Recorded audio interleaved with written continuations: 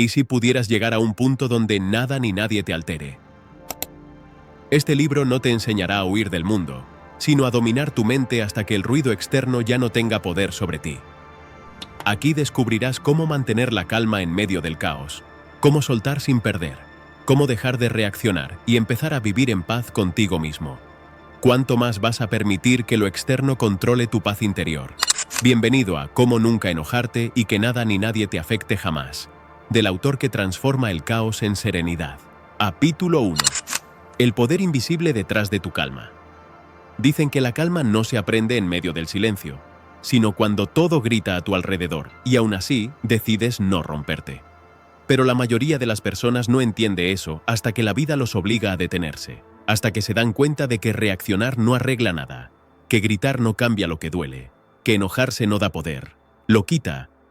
Lo aprendí viendo a alguien que durante años vivió con el alma cansada de reaccionar. Llevaba dentro una rabia que parecía venir desde siempre, como si cada decepción, cada traición, cada injusticia se le hubiera ido acumulando en el cuerpo.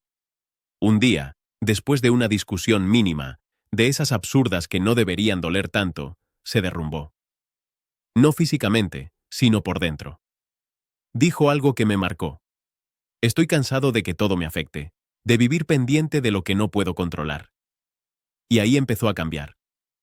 No porque quisiera ser una mejor persona, sino porque ya no soportaba seguir siendo la misma. Daniel Goleman, en su libro Inteligencia Emocional, dice que el primer paso hacia la calma no es contener el enojo, sino entenderlo. Entender que detrás de cada impulso hay una emoción no resuelta que busca ser vista. Que nadie se enoja realmente por lo que pasa, sino por lo que siente cuando eso pasa. Y eso es lo que a veces no queremos admitir. Queremos controlar, tener la razón, ganar. Pero ¿qué ganas cuando pierdes la paz? ¿Cuántas veces has discutido solo para demostrar que tú estabas en lo correcto, aunque al final te quedaras vacío? Esta persona, de la que prefiero no decir su nombre, comenzó a practicar algo simple pero profundo. Antes de reaccionar, respiraba.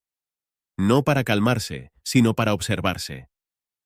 Notaba lo que su cuerpo hacía, el corazón acelerado, la mandíbula tensa, los pensamientos buscando enemigos. Se dio cuenta de que el enojo no era un monstruo externo, era una respuesta aprendida. Era el niño herido queriendo ser escuchado. Joe Dispenza decía que cada emoción repetida se convierte en un estado del ser, que el cuerpo aprende a sentirse de una forma y la repite incluso cuando ya no es necesario. Por eso cuesta tanto dejar de enojarse. El cuerpo se vuelve adicto al drama. Lo curioso es que, cuando uno comienza a mirar su enojo con compasión en lugar de culpa, todo empieza a tener sentido. La calma no se trata de dejar de sentir, sino de dejar de vivir en reacción. La vida no deja de ser caótica, la gente no deja de ser injusta, el tráfico no desaparece, los problemas no se disuelven, pero algo cambia dentro. Ya no te arrastra todo. Te conviertes en alguien que puede sentir sin perderse. En una ocasión, me contó que alguien le gritó en el trabajo. Lo insultó delante de todos. Antes, habría respondido con furia. Esta vez no. Dijo que solo lo miró y se quedó callado.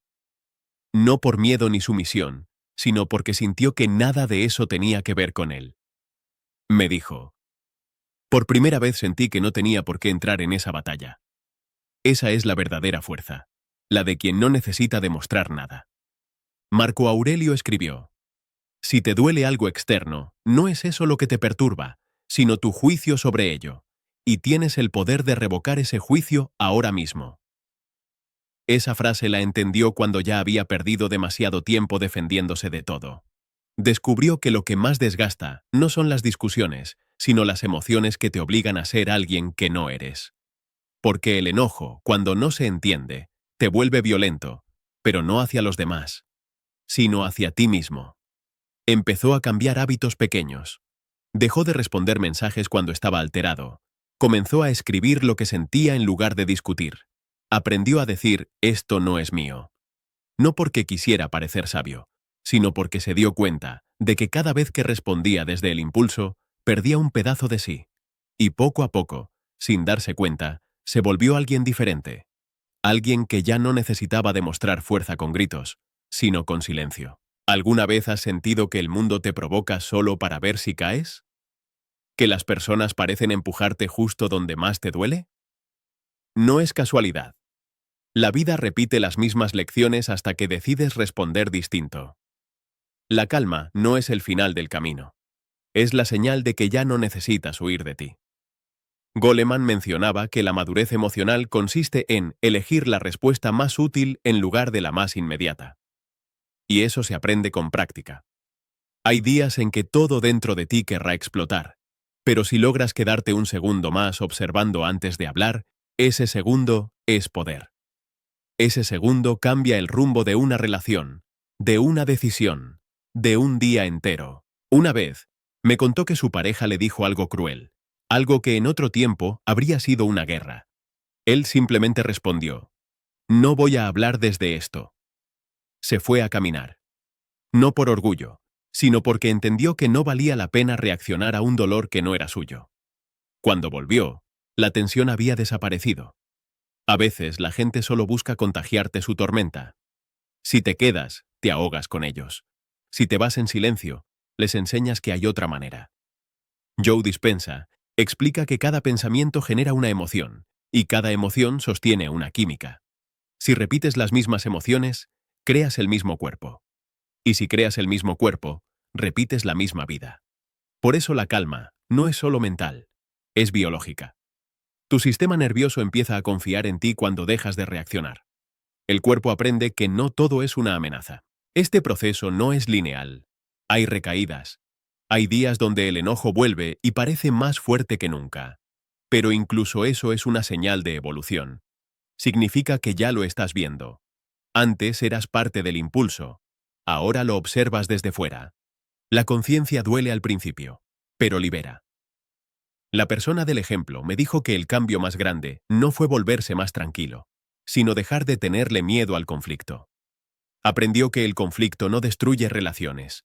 Lo que las destruye es la falta de conciencia dentro de ellas. Empezó a practicar una pregunta: ¿esto me construye o me consume?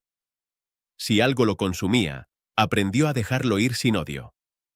Napoleón Hill decía que la calma mental es uno de los bellos joyeles de la sabiduría. Y no lo decía desde lo poético, sino desde lo práctico. Un hombre o una mujer calmada piensa mejor, actúa mejor, decide mejor. No porque sea indiferente, sino porque ha aprendido a no dejar que su mente se convierta en su enemigo. La calma no se busca, se entrena. Y ese entrenamiento no se da en un retiro, se da en la vida diaria. Cuando alguien te habla mal y eliges no devolver el golpe. Cuando el tráfico no te hace perder la compostura. Cuando la frustración llega y decides no descargarla en quien no tiene culpa. Esa es la verdadera espiritualidad, la que se vive en lo cotidiano. Hay algo profundamente humano en aceptar que a veces no podrás controlarte del todo. Que te enojarás, que fallarás, que dirás cosas que no querías. Pero eso no te hace débil, te hace real. Lo importante es que no te quedes ahí, que no sigas justificando tus tormentas solo porque el mundo también está roto. Y si el enojo que sientes no es tu enemigo, sino una parte de ti que necesita que la escuches sin juzgarla, ¿y si en vez de querer eliminarla, aprendieras a entender qué quiere enseñarte? Muchas veces, detrás del enojo hay tristeza, miedo o decepción. La calma llega cuando dejas de negar eso. Un día, esta persona tuvo una revelación mientras meditaba. Dijo que comprendió que su enojo no era con la gente, sino con la sensación de no haber sido escuchado en la vida. Que por eso cada discusión lo hacía sentir tan vivo, porque por fin alguien lo escuchaba, aunque fuera gritando. Ese día lloró. No de tristeza, sino de alivio. Porque entendió que el enojo no desaparece con fuerza, sino con comprensión. Dispenza lo explica de forma simple. No puedes crear una nueva realidad con la misma mente que creó la anterior. Mientras sigas reaccionando igual, seguirás viviendo igual. La calma, entonces, es el inicio de una nueva mente. Y una nueva mente crea una nueva vida. Desde ese momento, todo cambió para él. Empezó a hablar más despacio, a escuchar antes de responder, a cuidar lo que alimentaba su mente. Y aunque su entorno seguía siendo el mismo, su experiencia del mundo se volvió completamente diferente. Porque cuando cambias tu reacción, cambias tu realidad.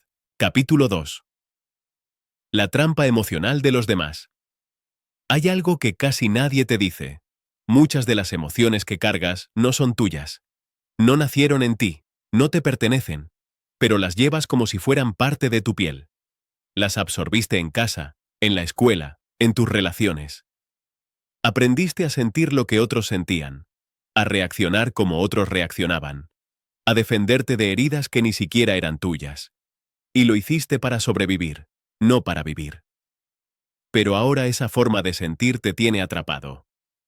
El problema no es que los demás te afecten, sino que te enganches con su energía sin darte cuenta.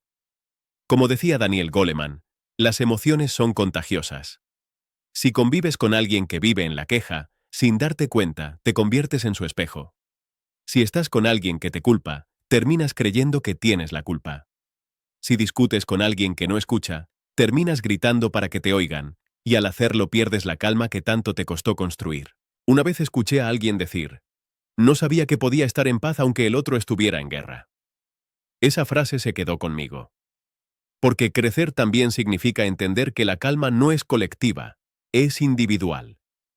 No puedes esperar que los demás cambien para tú estar bien. Tienes que aprender a estar bien, incluso cuando el otro sigue atrapado en su tormenta. Recuerdo el caso de una persona que me compartió algo que me marcó. Vivía con un familiar con un carácter explosivo. Alguien que siempre encontraba un motivo para discutir. Era como caminar sobre vidrios. Cualquier palabra podía ser el inicio de una pelea. Durante años trató de explicarse, de justificarse, de demostrar que no tenía malas intenciones. Pero cuanto más trataba de hacerlo, más se enredaba en la red emocional del otro. Hasta que un día, después de una discusión donde no dijo ni una palabra, entendió algo. Me lo explicó así. Me di cuenta de que cada vez que intentaba defenderme, no lo hacía por amor, lo hacía por miedo. Miedo a que me dejaran de querer, miedo a no tener la razón, miedo a sentirme menos. Y entonces lo soltó. No a la persona, sino la necesidad de convencerla.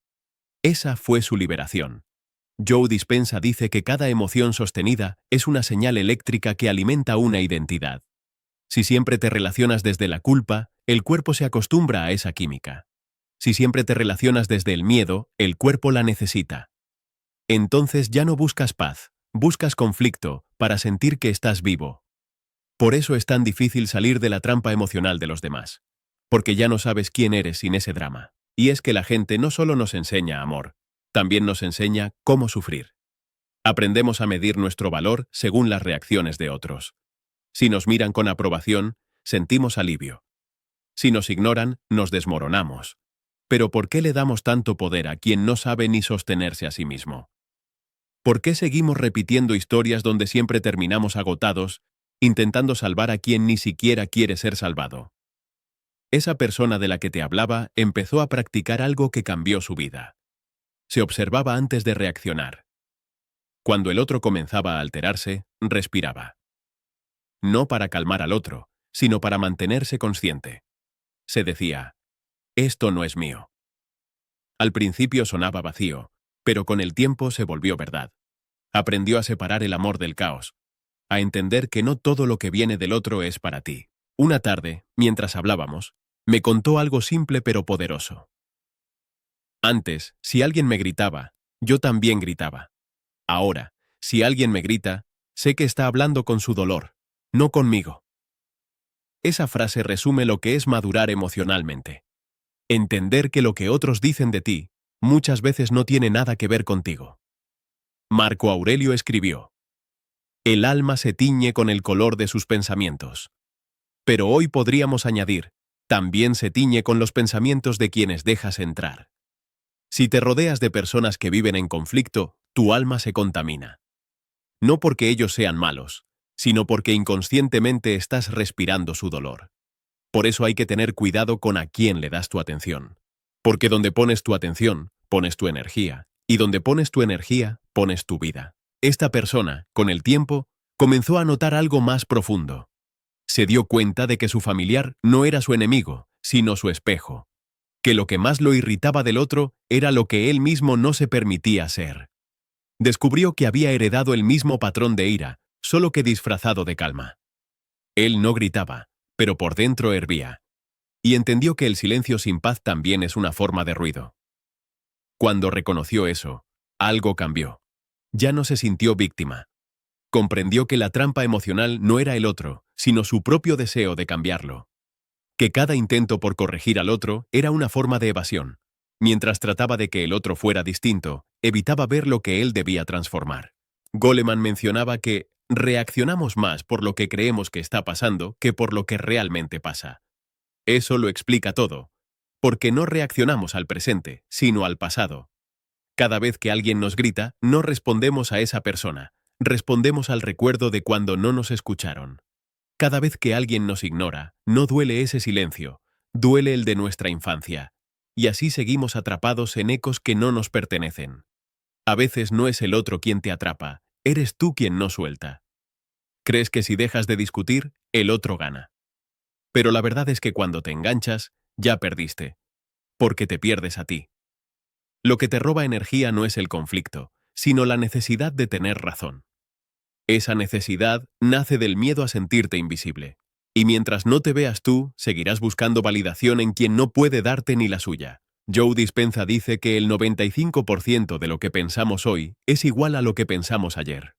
Así también amamos, así también nos enojamos. Por eso terminamos repitiendo vínculos con distintos nombres pero con las mismas heridas. Hasta que decidimos detenernos.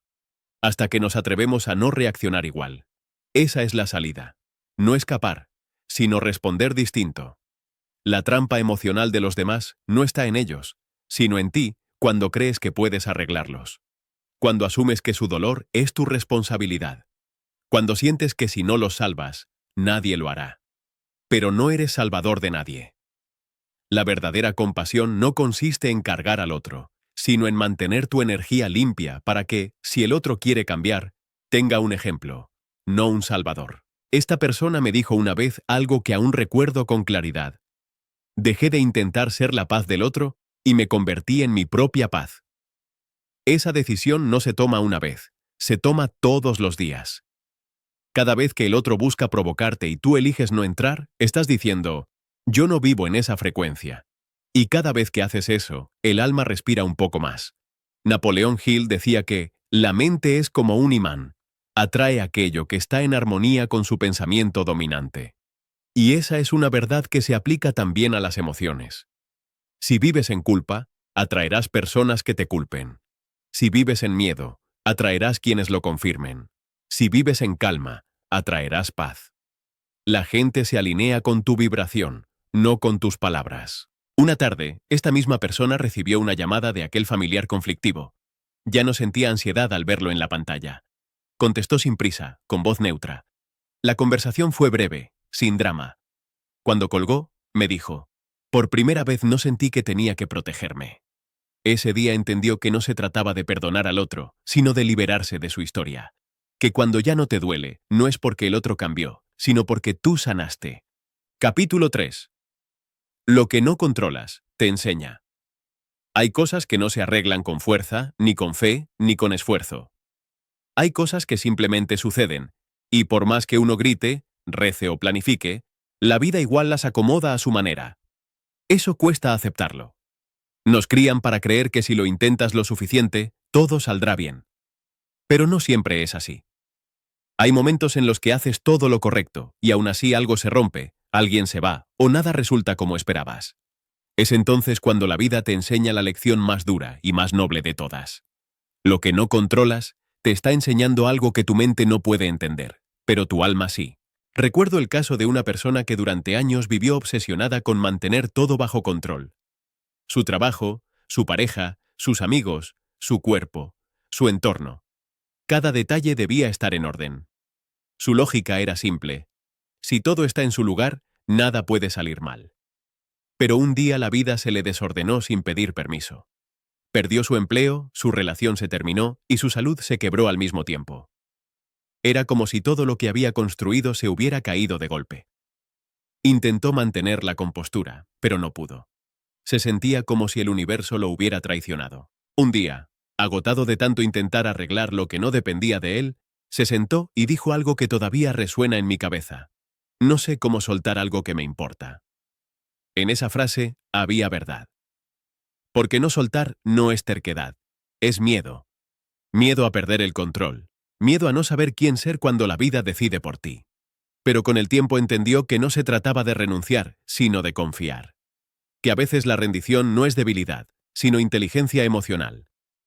Daniel Goleman decía que el control de uno mismo es el arte de reconocer que hay cosas que no se controlan. Y ahí está el equilibrio. Dejar que la vida haga lo suyo sin dejar de hacer lo tuyo. Al principio, todo dentro de él quería resistirse.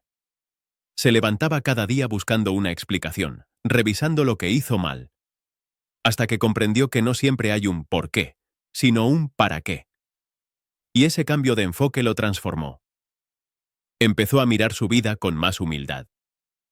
En lugar de preguntarse por qué lo perdió todo, comenzó a preguntarse qué necesitaba aprender de ese vacío. Joe Dispenza habla de esto desde la mente cuántica. Él dice que, cada vez que te aferras al pasado, le estás impidiendo al universo mostrarte una versión nueva de ti.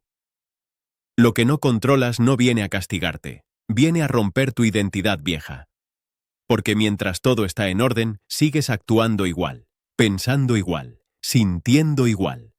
Pero cuando algo se desmorona, es la única oportunidad real de verte sin disfraces. Esta persona comenzó a notar algo curioso. Los momentos en los que más sufría eran los que más lo estaban moldeando. Descubrió que el dolor no era el enemigo, sino el maestro. Que perder lo que amaba no era una crueldad, sino una llamada a amarse distinto. Que lo que no controlas, si lo observas con atención, siempre está tratando de liberarte de algo que no veías. Una tarde, mientras conversábamos, me dijo: entendí que mi necesidad de controlar era mi manera de no sentir miedo. Y que el miedo no desaparece cuando todo está bajo control. Desaparece cuando confías en ti para enfrentar lo que venga. Esa frase me hizo pensar en Marco Aurelio cuando escribió: si estás angustiado por algo externo, el dolor no se debe a la cosa en sí, sino a tu juicio sobre ella, y tienes el poder de revocar ese juicio ahora mismo. La sabiduría estoica se resume en eso. No puedes controlar los hechos, pero sí tu interpretación de ellos. Lo que no controlas te enseña paciencia, te enseña humildad, te enseña que no eres tan poderoso como creías, pero tampoco tan débil como temías, y esa lección no se aprende leyendo ni meditando, se aprende cayendo. Se aprende cuando todo se desmorona y no tienes más opción que mirar hacia adentro. Durante meses, esta persona se sintió perdida. Intentaba rehacer su vida, pero cada intento se caía de nuevo. Hasta que un día dejó de luchar contra la corriente. En lugar de resistir, decidió observar. Se dio cuenta de que su dolor tenía un propósito. Lo estaba vaciando de lo innecesario. Y en ese vacío comenzó a descubrir algo nuevo. La calma. Una calma distinta, no impuesta, no fingida. Era la calma de quien ya no necesita que todo salga bien para estar en paz. Napoleón Hill decía: cada adversidad, cada fracaso, cada corazón roto lleva consigo la semilla de un beneficio igual o mayor. Esa frase la leyó un día y se le quedó grabada. No porque le quitara el dolor, sino porque le dio sentido. A veces el sentido no se entiende en medio del caos, pero llega después, cuando miras atrás y ves que todo lo que perdiste te llevó exactamente al lugar donde debías estar. Capítulo 4. Cómo convertir la ira en presencia. Hay un punto en el que uno se da cuenta de que la ira no se va gritando, ni corriendo, ni fingiendo calma.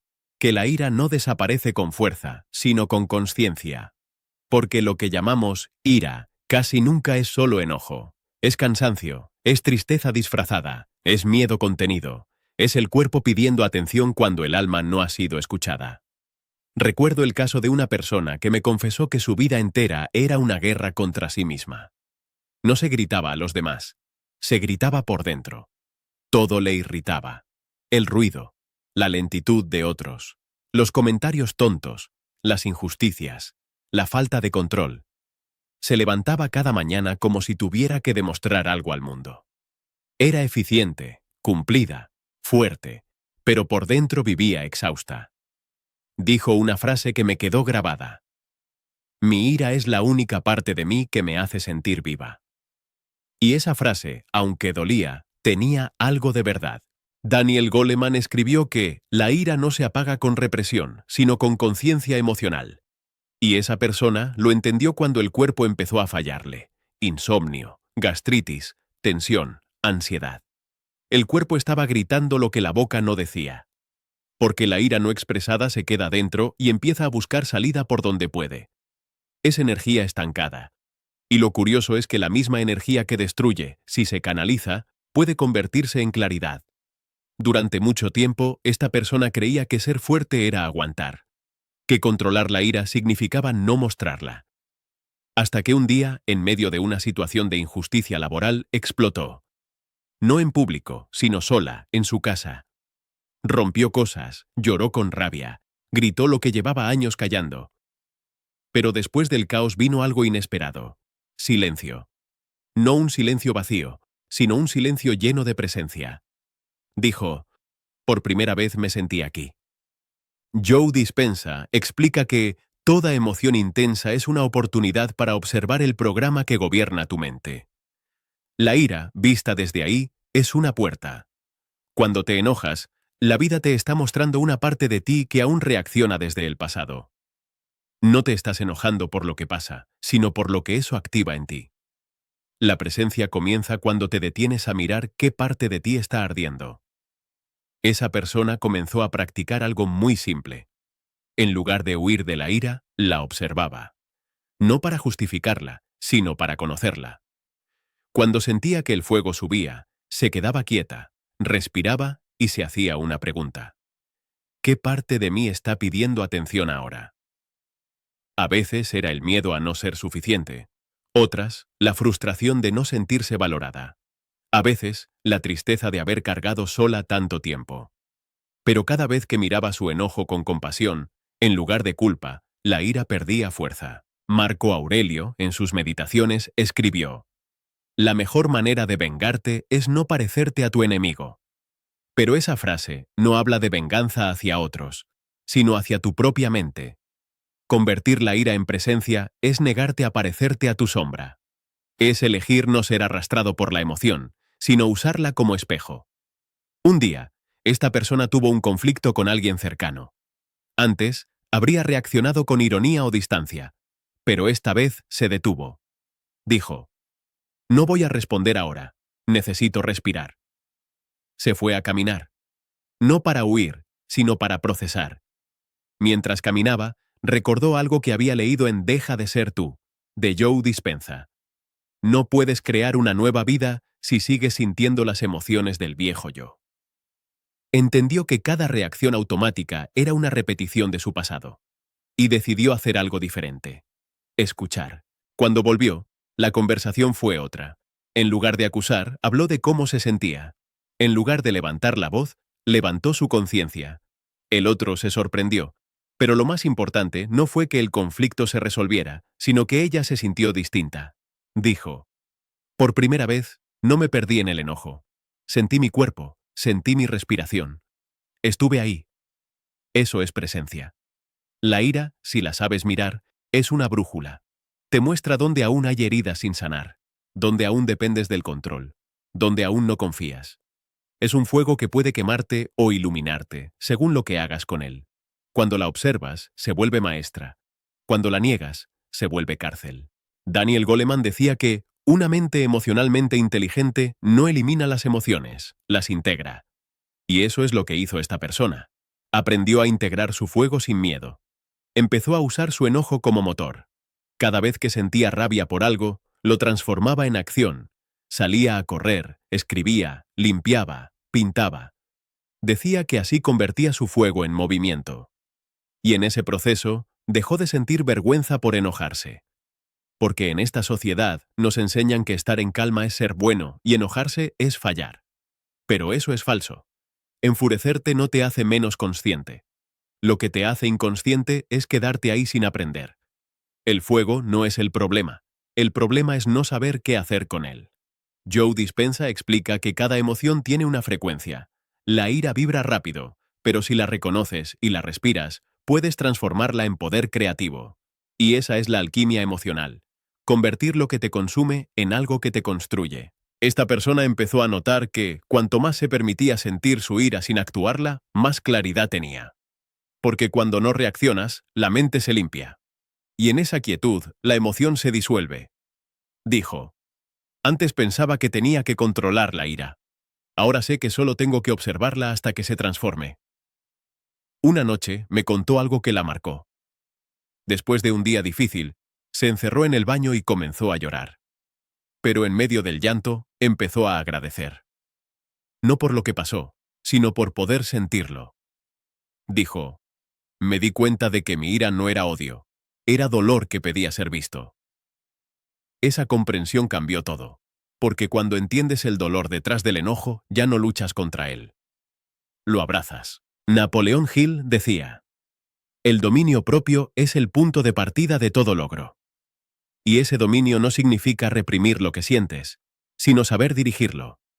La ira, en manos de alguien consciente, se convierte en impulso, en determinación, en claridad. Sin ella, muchos cambios no nacerían. Porque hay momentos en los que solo el fuego interior puede mover lo que la razón no se atreve. La clave está en no dejar que ese fuego te ciegue. Cuando lo conviertes en presencia, descubres que detrás de cada reacción hay una necesidad de autenticidad. Te enojas cuando sientes que no te escuchan, que no te respetan, que no te ven. Pero, ¿y si la solución no está en que te vean, sino en empezar a verte tú? Esa persona empezó a hacer algo curioso. Cada vez que algo la irritaba, en lugar de culpar al otro, se preguntaba: ¿qué parte de mí se siente invisible ahora? Y esa pregunta la salvó. Porque la ira es la voz de lo que no ha sido reconocido. Cuando te haces consciente de eso, ya no necesitas que el mundo cambie. Solo necesitas atenderte. Marco Aurelio también escribió: no pierdas más tiempo discutiendo sobre cómo debe ser el buen hombre. Sé uno. Esa frase se volvió su mantra. En lugar de pelear por tener razón, comenzó a practicar lo que esperaba de los demás. Coherencia. Si quería respeto, se respetaba. Si quería calma, se trataba con calma. Y sin buscarlo, su entorno empezó a cambiar. Un día, alguien que antes la veía como difícil, le dijo: ya no reaccionas igual. Ella sonrió. No porque quisiera reconocimiento, sino porque entendió que el fuego ya no la dominaba, la acompañaba. Aprendió a caminar con él sin quemarse. Capítulo 5. Nadie puede herirte si no lo permites. Hay una frase de Marco Aurelio que dice: el daño no viene de lo que te hacen, sino de cómo decides recibirlo.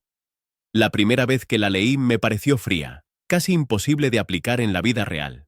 ¿Cómo no sentir dolor cuando alguien te traiciona? ¿Cómo no romperte cuando te fallan, cuando te humillan, cuando te juzgan sin conocerte? Pero con el tiempo entendí que no se trata de negar el dolor, sino de dejar de entregarle el poder de definirte. Porque la herida no está en lo que te hacen, está en lo que decides creer sobre ti después de eso. Recuerdo el caso de una persona que, durante años, vivió en función de lo que los demás pensaban de ella. Buscaba aprobación, reconocimiento, cariño. Hacía todo bien, y aún así siempre sentía que le faltaba algo. Si alguien la criticaba, se derrumbaba. Si alguien se alejaba, se culpaba. Hasta que un día, después de una discusión en la que alguien la hirió profundamente con palabras injustas, se quedó en silencio y dijo: no puedo seguir permitiendo que los demás decidan cómo me siento.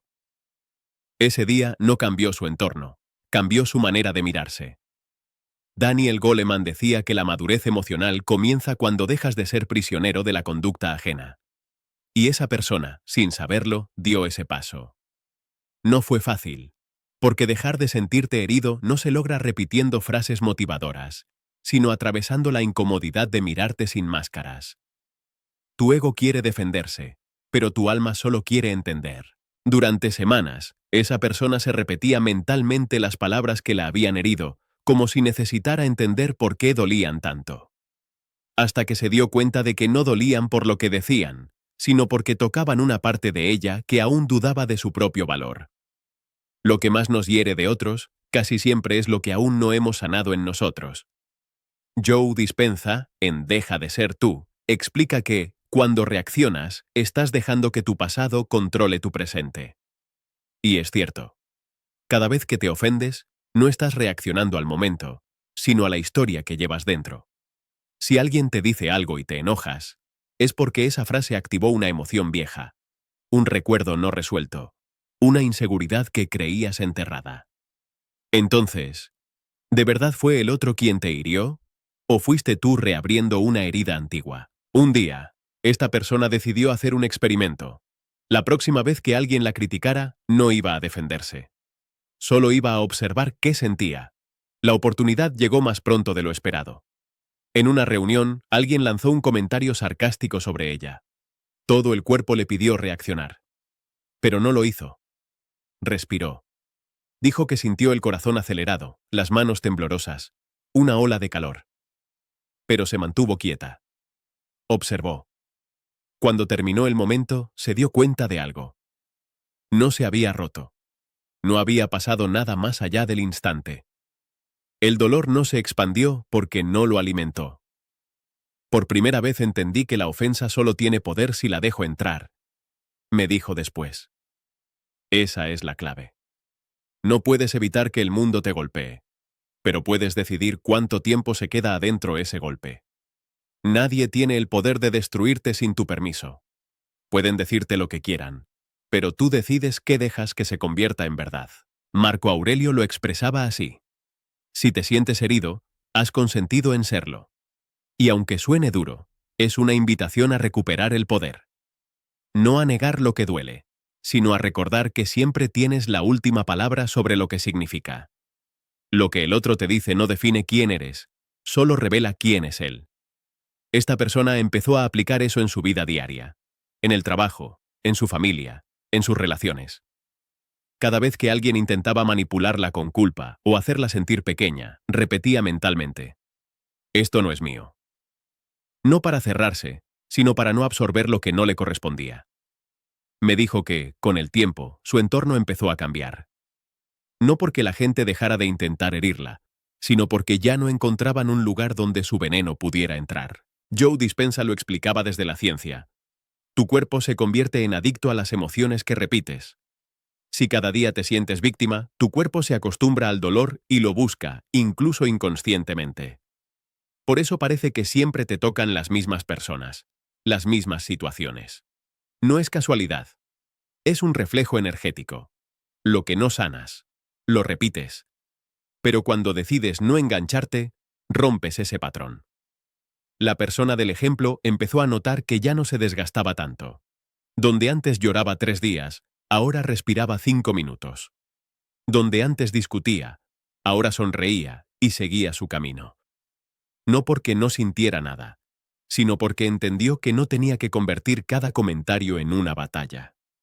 A veces el silencio es la mejor respuesta. Daniel Goleman también decía que la autorregulación emocional no significa reprimir, sino elegir con conciencia. Eso es exactamente lo que hizo. Eligió no reaccionar desde la herida. Eligió no ser un reflejo de la agresión ajena. Y esa elección la liberó. Hubo un momento en particular que marcó su proceso. Una persona a la que quería mucho la traicionó. No con maldad, sino por egoísmo. La herida fue profunda. En otro tiempo habría cerrado su corazón. Habría levantado muros. Pero esta vez hizo algo diferente. En lugar de odiar, observó. Dijo: puedo ver su miedo detrás de lo que hizo. Esa frase me impactó. Porque eso es lo que ocurre cuando dejas de permitir que te hieran. No porque ya no te duela, sino porque empiezas a entender el dolor del otro.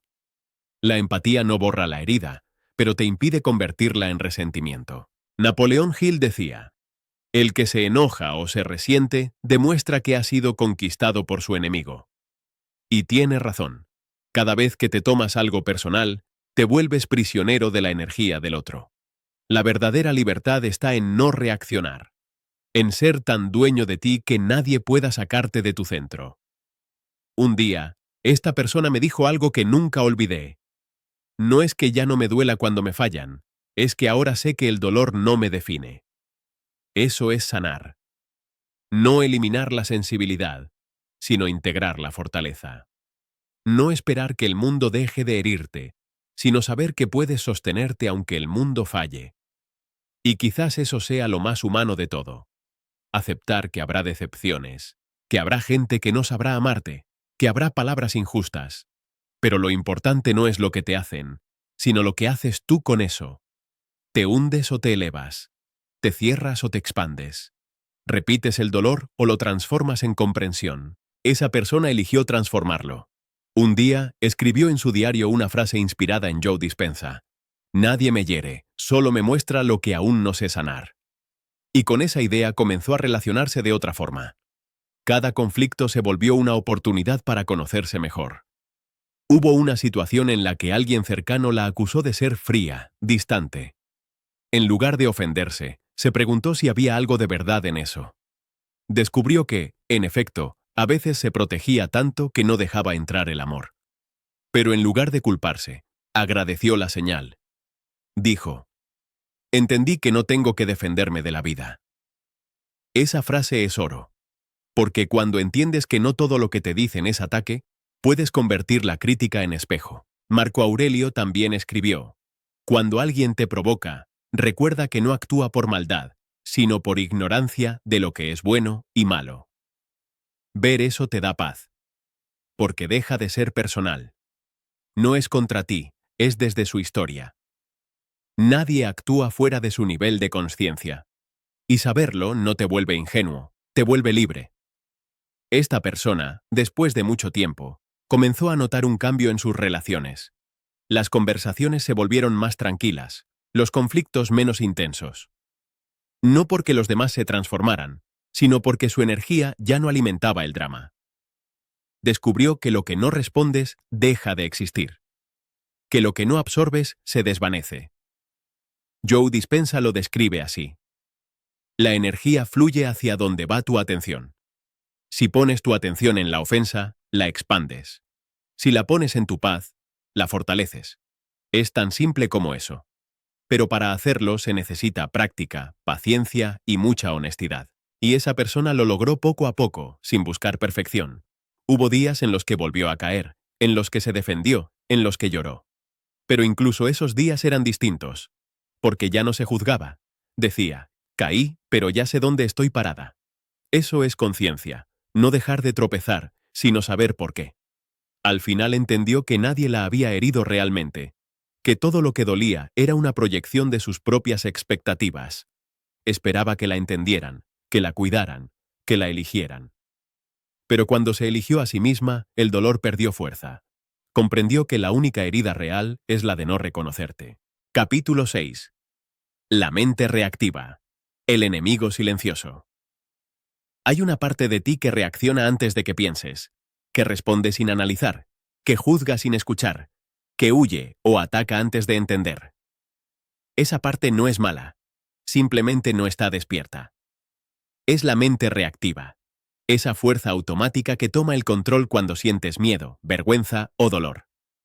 Es la voz que te dice que respondas rápido, que te defiendas, que te protejas, aunque ya no haya peligro. Pero el problema es que, cuando vives desde ahí, no eliges tu vida. Solo repites la misma historia una y otra vez. Recuerdo el caso de una persona que siempre decía que no entendía por qué le pasaban las mismas cosas. Distintos escenarios, distintos rostros, pero el mismo resultado. Terminaba agotado, frustrado, decepcionado. Me decía: siento que tengo buena intención, pero todo me sale al revés. Con el tiempo entendió que no era el mundo el que se repetía, era él quien actuaba igual. Su mente respondía por costumbre, no por consciencia. Daniel Goleman escribió que el 90% de nuestras reacciones diarias proviene de hábitos emocionales. Eso significa que casi todo lo que haces no es nuevo, sino una repetición del pasado. Reaccionas como aprendiste a hacerlo. Si en tu infancia callabas para evitar el conflicto, hoy callas por miedo a perder algo. Si te gritaban, hoy gritas para no sentirte pequeño. Si te ignoraban, hoy buscas atención con desesperación. No es que seas débil, es que tu mente aprendió a sobrevivir así. La mente reactiva no busca tu felicidad, busca tu seguridad. Y para sentirse segura, prefiere lo conocido, incluso si duele. Por eso sigues cayendo en los mismos patrones. Porque el dolor conocido le parece menos peligroso que el cambio incierto. Joe Dispenza lo explica con precisión. El cuerpo se convierte en la mente cuando repites las mismas emociones cada día. Es decir, tu cuerpo actúa antes que tu pensamiento. El impulso llega antes que la conciencia. Esta persona empezó a notarlo. Cada vez que alguien lo criticaba, sentía una presión en el pecho, una necesidad automática de defenderse. No pensaba, solo reaccionaba. Respondía con sarcasmo, con rabia, con orgullo. Después se arrepentía, pero el daño ya estaba hecho. Un día, en medio de una discusión con un amigo, algo cambió. En lugar de hablar, se quedó en silencio. No porque quisiera ganar, sino porque se dio cuenta de que estaba a punto de repetir el mismo patrón. Me dijo, sentí el impulso de responder, pero algo dentro de mí me dijo, no caigas otra vez. Y por primera vez eligió no reaccionar. Ese fue el inicio de su transformación. Porque lo difícil no es entender tus emociones. Lo difícil es detenerte justo antes de reaccionar. Es en ese espacio, entre lo que sientes y lo que haces, donde nace la libertad. Viktor Frankl, a quien Goleman cita en varios de sus estudios, decía, entre el estímulo y la respuesta hay un espacio. En ese espacio reside nuestro poder de elegir nuestra respuesta. Y en esa elección está tu crecimiento. La mente reactiva es rápida, pero vacía. Quiere resolver ya, sin profundidad. No busca comprender, busca tener razón. Por eso, cuando discutes, no escuchas. Solo esperas tu turno para hablar. Cuando te duele algo, no analizas, te distraes. Cuando algo te asusta, no lo enfrentas, lo niegas. Y así vas por la vida apagando fuegos, sin darte cuenta de que tú los estás encendiendo. Joe Dispenza dice que, si siempre actúas igual, tu cerebro no aprende nada nuevo. Cada reacción repetida fortalece el mismo circuito neuronal. Es como caminar por el mismo sendero una y otra vez. Se vuelve automático. Y la única forma de crear un nuevo camino es detenerte, respirar y observar. Suena simple, pero cuesta, porque la mente teme el silencio. Esta persona empezó a practicar lo que llamaba el segundo consciente. Cuando algo lo alteraba, contaba mentalmente hasta 3 antes de actuar. Al principio parecía inútil, pero con el tiempo, ese pequeño espacio empezó a cambiarlo todo. Descubrió que no todas las situaciones necesitaban una respuesta inmediata. Que a veces, el silencio resuelve más que 1000 argumentos. Dijo, me di cuenta de que no tengo que responder a todo lo que mi mente exige. Esa frase es oro. Porque la mente reactiva siempre exige. Pero tú puedes elegir no obedecer. Marco Aurelio escribió. Si te turba algo, no es la cosa en sí, sino tu juicio sobre ella. La mente reactiva vive confundiendo juicios con hechos. Si alguien no te saluda, tu mente dice, me ignora. Si alguien no responde tu mensaje, dice, no le importo. Si las cosas no salen como quieres, dice, fracaso. Pero son solo interpretaciones, no verdades.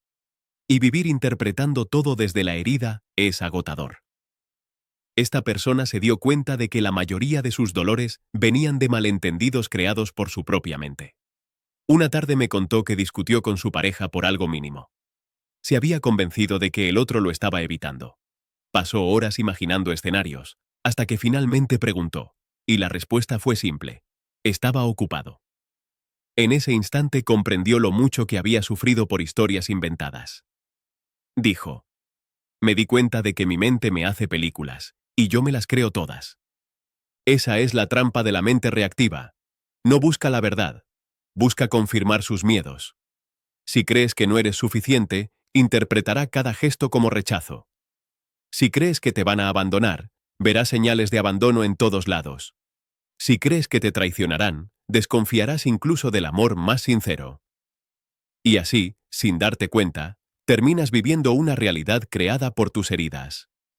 Daniel Goleman lo llama secuestro emocional. Es ese momento en el que una emoción toma el control del cerebro racional y te hace actuar sin pensar.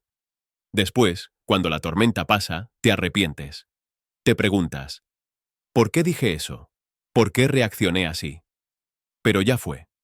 El problema no es la emoción, es la inconsciencia.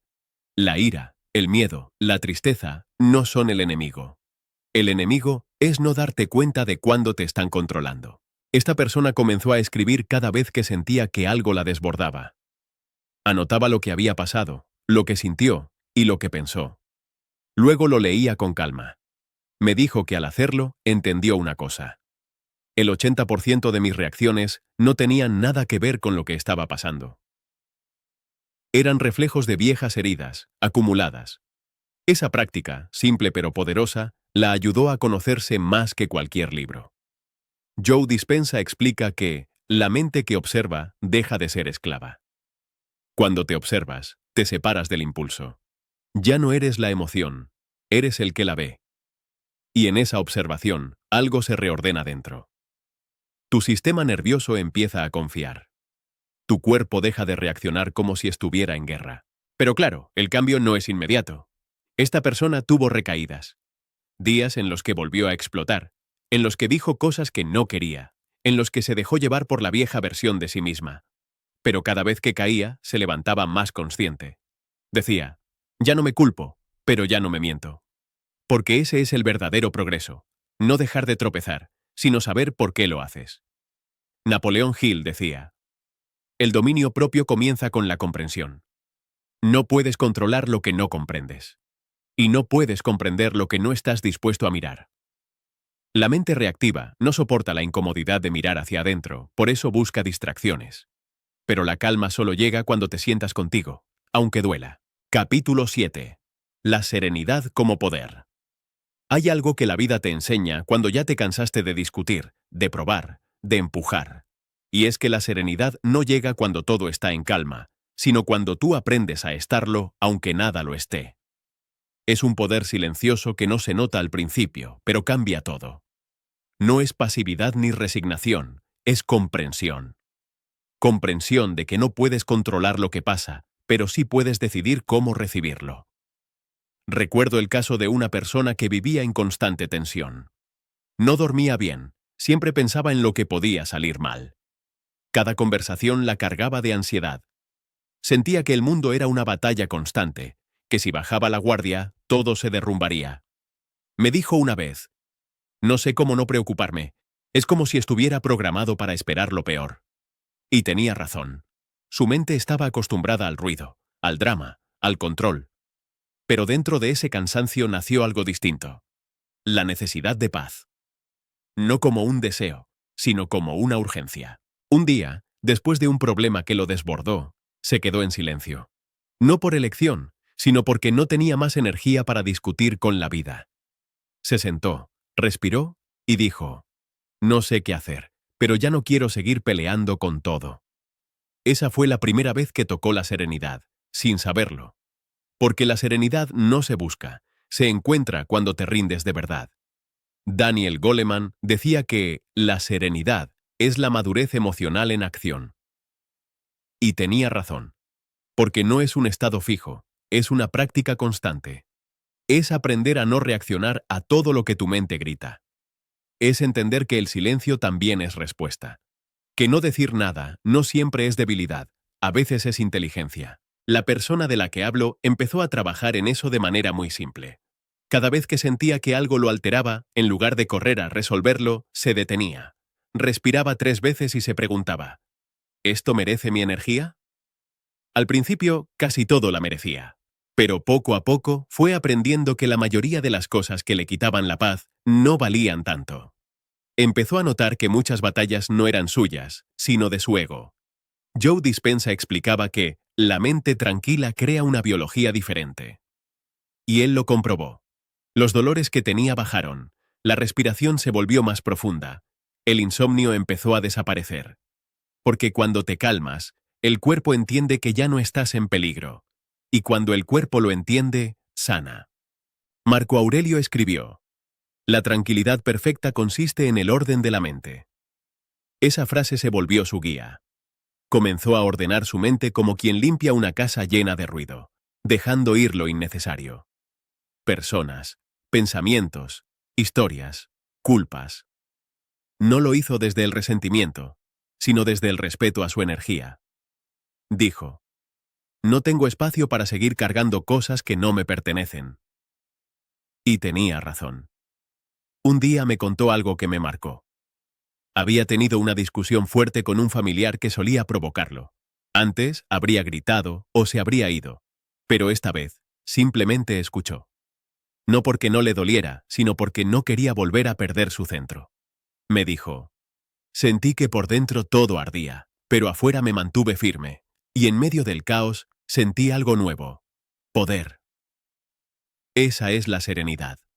No la calma fingida de quien reprime, sino la fuerza de quien decide no perder su energía en lo que no puede cambiar. Daniel Goleman mencionaba que la serenidad es el resultado de una mente que ya no busca ganar, sino entender. Y eso cambia todo. Porque cuando entiendes, no necesitas imponerte. Cuando ves más allá de la reacción, comprendes que la mayoría de los conflictos no son personales. La gente no te ataca, solo se defiende de sus propias sombras. Y cuando lo ves, dejas de tomarte la vida tan en serio. Esta persona empezó a notar cómo la gente reaccionaba diferente con él. Antes, cuando hablaba, los demás respondían con tensión. Ahora, su tono calmado contagiaba. Los ambientes donde antes había ruido se volvían más tranquilos. Me dijo: entendí que la serenidad también se siente. No se ve, pero cambia la atmósfera. Joe Dispenza hablaba de la coherencia corazón-mente, y esa fue la palabra que mejor describió su cambio. Coherencia. Porque no basta con pensar tranquilo, hay que sentirlo. Y eso solo ocurre cuando dejas de resistir la vida. Cuando en vez de exigirle que sea distinta, decides vivirla con presencia. Pero no fue un camino perfecto. Hubo días en que se desesperó, en que volvió a explotar, en que sintió que todo lo aprendido se le olvidaba. Y eso está bien. La serenidad no se mide por cuántas veces te alteras, sino por cuántas veces eliges regresar a tu centro después de hacerlo. Una tarde, mientras hablábamos, me dijo: ahora entiendo que la serenidad no es quedarte quieto, es no dejar que tu mente corra más rápido que la vida. Esa frase resume todo. Porque lo que más nos roba la paz no es lo que pasa, sino lo que imaginamos que puede pasar. Vivimos con miedo a escenarios que ni siquiera existen. La mente reactiva, de la que hablamos antes, es lo contrario de la serenidad. Una mente que se adelanta, que interpreta, que se defiende de fantasmas. La mente serena, en cambio, vive aquí, en este segundo. Marco Aurelio también escribió: acepta lo que la vida te da y ama lo que el destino te ofrece. Y eso no es conformismo, es sabiduría. Es saber que resistir lo inevitable solo te agota. Que pelear con lo que es no cambia nada, solo prolonga el sufrimiento. Esta persona lo entendió el día que perdió algo que creía indispensable. No luchó, no pidió explicaciones, no buscó culpables. Solo dijo: si se fue, es porque ya no tenía que estar. No desde la frialdad, sino desde la certeza. Desde entonces, cada vez que algo se va, se repite esa frase. Y eso lo mantiene en equilibrio. Daniel Goleman decía que la serenidad no se entrena en los momentos tranquilos, sino en los difíciles. Y eso es lo que hizo. Practicó la calma cuando el mundo se desordenaba, no cuando todo estaba bien. Porque cualquiera puede ser tranquilo en paz. El verdadero poder es seguir siéndolo en medio del caos. A veces pienso que la serenidad es una forma de fe. No una fe religiosa, sino la confianza profunda de que pase lo que pase, estarás bien. Porque cuando confías en ti, confías en la vida. Joe Dispenza lo decía de otra forma: tu mente crea tu realidad, pero solo si tu corazón está en paz. Y esa frase tiene sentido cuando la vives. Porque si tu mente está en guerra, no importa cuántas cosas buenas tengas, no las verás. Esta persona comenzó a disfrutar más los detalles simples. Tomar café sin prisa, ver el atardecer, caminar sin pensar en el futuro. Dijo: nunca me había dado cuenta de que la serenidad no es un destino, es una manera de mirar. Y tenía razón. La serenidad no llega de afuera. Nace dentro cuando dejas de resistir lo que la vida te enseña. Un día me contó que alguien le pidió disculpas por algo que había ocurrido meses atrás. Él respondió con una sonrisa: ya no hay nada que perdonar. No porque lo olvidara, sino porque no cargaba con eso. Entendió que el perdón no siempre es un acto. A veces es una consecuencia natural de la serenidad. Porque cuando ya no hay rabia, el perdón sucede solo. Marco Aurelio lo habría dicho así: el alma tranquila ve la verdad más claramente. Y es cierto, cuando estás sereno, ves lo que antes el ruido tapaba. Ves que no todos los que te hirieron lo hicieron por maldad. Que no todos los finales son tragedias. Que incluso el dolor tiene un propósito. Capítulo 8. El ego que busca pelea. El ego no quiere paz.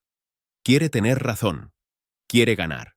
Quiere demostrar que sabe, que puede, que vale. No busca entender, busca imponerse. Y lo curioso es que muchas veces no peleas con otros, sino contigo mismo. Peleas por mantener una imagen, por no sentirte débil, por no reconocer que algo te dolió. El ego no soporta tener que aceptar que no controla todo. Por eso se alimenta de discusiones, de comparaciones, de silencios cargados de orgullo. Y mientras más grande crees que es tu verdad, más pequeño se vuelve tu espíritu. Recuerdo el caso de una persona que me dijo: yo no sé por qué todo me termina en conflicto, aunque no lo quiera. Era buena persona, con buenas intenciones, pero vivía a la defensiva. Si alguien lo corregía, lo tomaba como ataque. Si alguien no lo elegía, lo veía como desprecio. Si alguien no lo admiraba, sentía que debía esforzarse más. Vivía como si el mundo estuviera en su contra. Y lo estaba, pero solo en su mente. Porque el ego convierte cada interacción en una competencia, aunque nadie te esté compitiendo. Daniel Goleman decía que el ego herido es el más ruidoso. Y tenía razón. El ego no soporta el silencio porque el silencio le recuerda que no tiene control. Por eso siempre busca pelea, busca un escenario donde reafirmarse. Cuando no hay guerra afuera, la crea adentro. Y cuando no hay enemigos, se inventa uno. A veces es una persona, a veces una idea, a veces tú mismo. Esta persona, sin darse cuenta, se había vuelto adicta al conflicto. Discutía con su pareja, con sus compañeros, con su familia. Siempre encontraba un motivo para defenderse, incluso cuando nadie lo atacaba. Un día, en una conversación, alguien le dijo algo simple: no estoy de acuerdo contigo. Esa frase bastó para que se desbordara. Levantó la voz, justificó su punto, se fue enojado. Pero horas después, solo en su casa, se dio cuenta de que el otro ni siquiera había querido discutir, solo había expresado una opinión distinta. Dijo: me di cuenta de que no me dolió que me contradijeran, me dolió que no me validaran. Joe Dispenza explicaba que el ego es una identidad emocional sostenida por el pasado. Lo que eso significa es que no peleas por lo que pasa hoy, sino por defender la imagen de quien crees que eres. Si creciste sintiendo que tenías que ser fuerte, no soportas parecer vulnerable. Si aprendiste que el amor se gana, no toleras sentirte ignorado.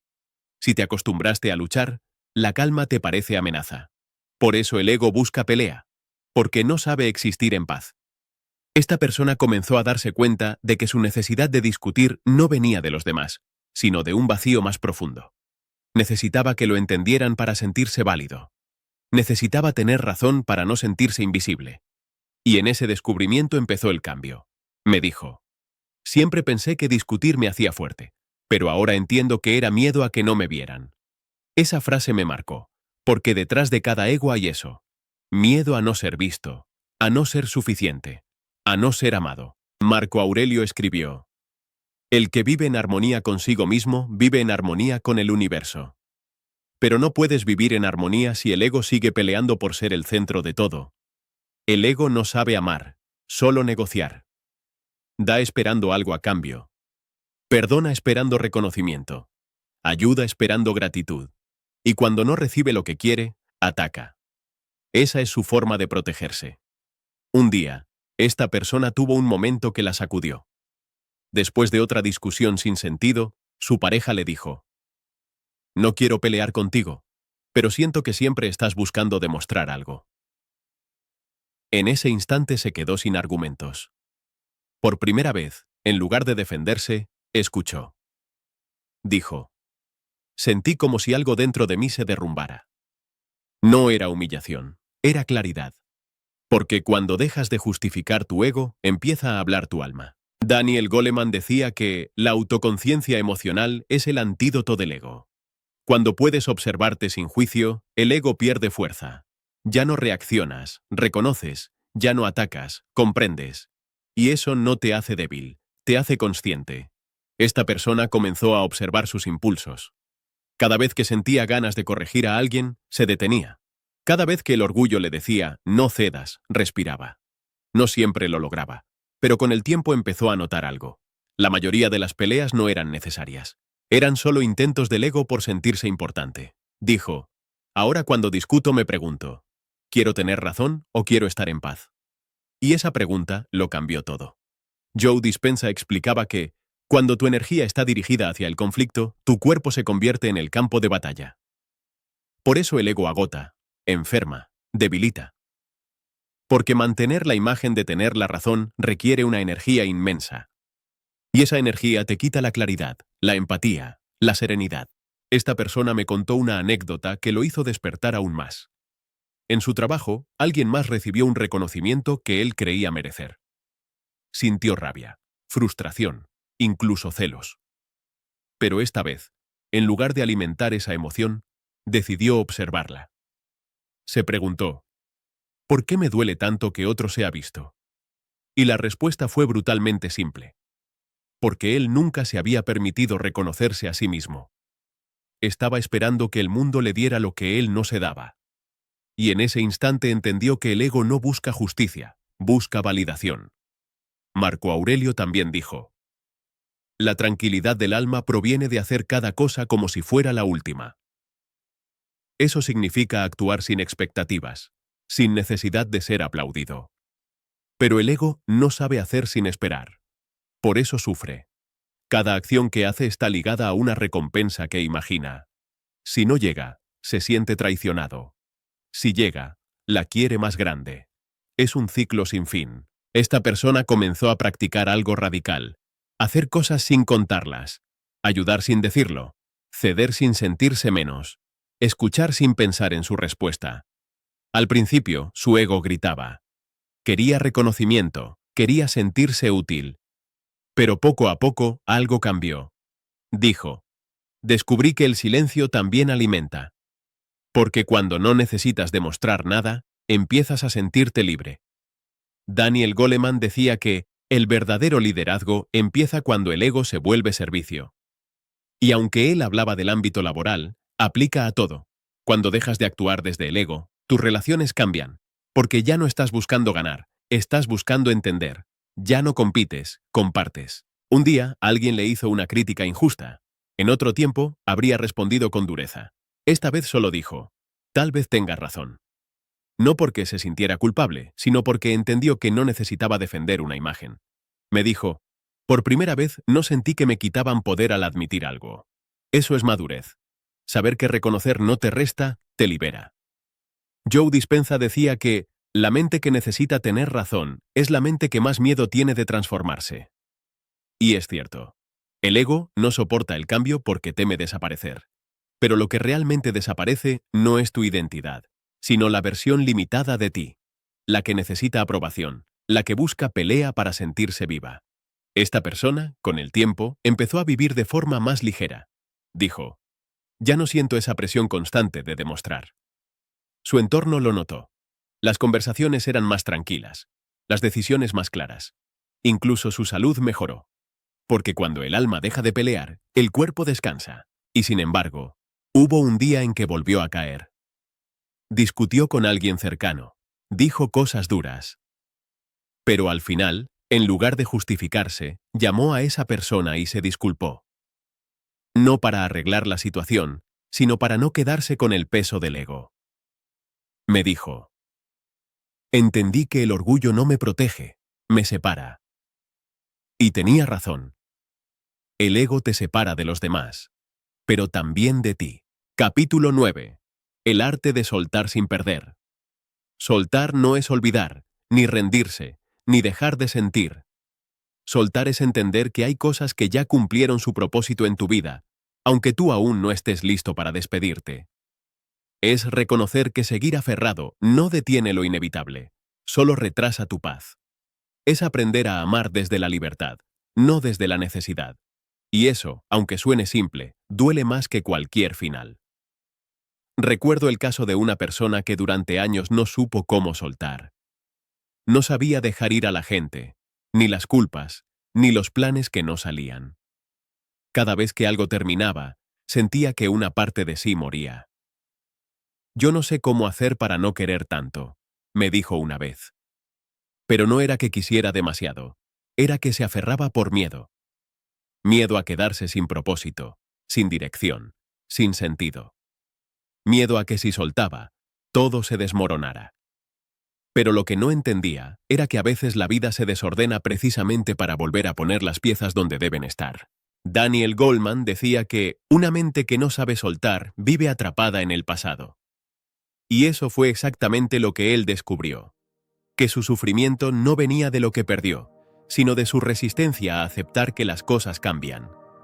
Cada vez que la vida le quitaba algo, intentaba recuperarlo, arreglarlo, explicarlo.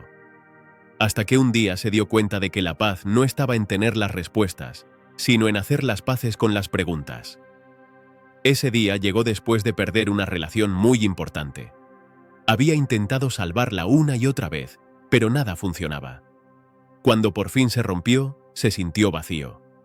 Me dijo, no me duele que se haya ido, me duele que no haya sido como yo imaginé.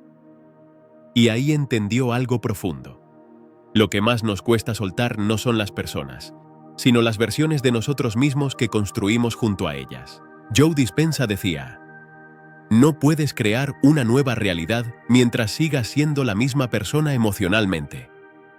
Soltar, entonces, no es solo dejar ir lo externo, es también liberar las emociones que te atan a esa historia. Es vaciarte de lo viejo para poder recibir lo nuevo. Pero eso da miedo, porque el vacío asusta. La mente prefiere lo conocido, incluso cuando duele. Por eso seguimos donde no crecemos. Porque el ego prefiere tener razón que tener paz. Esta persona empezó a observar su dolor con más calma. En lugar de huir, lo miraba. Dijo, al principio era como tener una herida abierta que tocaba sin querer. Pero con el tiempo empecé a ver que el dolor también estaba tratando de mostrarme algo. Entendió que no se trataba de borrar lo que vivió, sino de integrarlo, de aprender a llevarlo sin que lo definiera. Una noche, mientras hablábamos, me dijo una frase que nunca olvidé. Creo que soltar es dejar de pedirle al pasado que me devuelva algo que ya no me pertenece. Y esa es una verdad que cuesta aceptar. Porque soltar no siempre se siente como alivio al principio, se siente como pérdida.